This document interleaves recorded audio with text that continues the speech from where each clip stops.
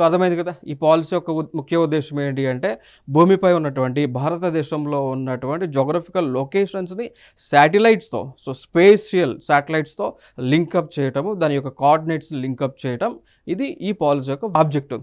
So దీన్ని base చేసుకొని ఇక్కడ ఇండియన్ పోస్ట్ ఏదైతే ఉందో, సో లైక్ ప్రభుత్వ రంగ సంస్థ ఇండియన్ పోస్ట్ ఏదైతే ఉందో వీరు ఒక కొత్త వెబ్సైట్స్లను లాంచ్ చేయడం జరిగింది. అవే ఇక్కడ మనం చూసుకుంటే know your pin code, know your pin code, know your DIGIPIN అనేటువంటి కాన్సెప్ట్తో వీరు ముందుకు రావడం జరిగింది అండి.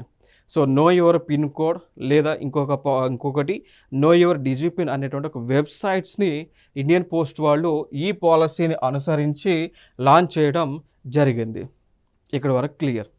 నెక్స్ట్ అంశం, ఈ నో యువర్ పిన్ కోడ్ అనేటువంటి వెబ్సైట్ వల్ల కలిగే ఉపయోగం ఏంటి అంటే మనము జస్ట్ ఈ వెబ్సైట్ ఓపెన్ చేస్తే ఆటోమేటిక్గా మన యొక్క గూగుల్ యొక్క కోఆర్డినేట్స్ లేదా మ్యాప్స్ యొక్క కోఆర్డినేట్స్ తీసుకొని మనం ఏ ప్రాంతంలో ఉన్నామో ఆ యొక్క ప్రాంతం యొక్క పిన్ కోడ్ ఏంటి అనేటువంటిది మనకు ఆటోమేటిక్గా ఫోన్లోనే కనిపిస్తుంది ఈ వెబ్సైట్ ద్వారా.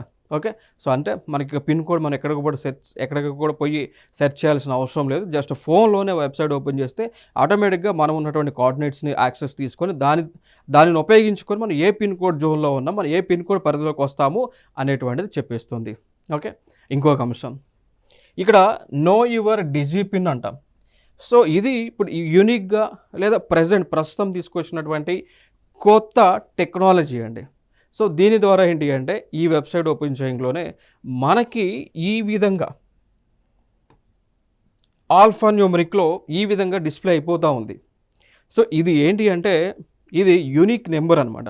మనం ఏ ప్రాంతంలో అయితే ఉంటా ఉన్నామో ఆ ప్రాంతానికి యూనిక్గా వచ్చేటువంటి నెంబర్, ఎగ్జాక్ట్ లొకేషన్ ఈ నెంబర్లో ఉంటుంది. సో దీన్ని కూడా లాంచ్ చేయడం జరిగింది. సో ఇక మీదట మన యొక్క కరెక్ట్ అడ్రస్, కరెక్ట్ పాయింట్స్, మనం ఉన్నటువంటి లొకేషన్ కరెక్ట్ పాయింట్స్, ఇక మీదట ఫర్దర్గా మనం అడ్రస్ షేర్ చేయాలన్నా ఈ పాయింట్స్ షేర్ చేస్తే సరిపోతుంది అని ఇండియన్ పోస్ట్ వారు తెలియజేయడం జరిగింది.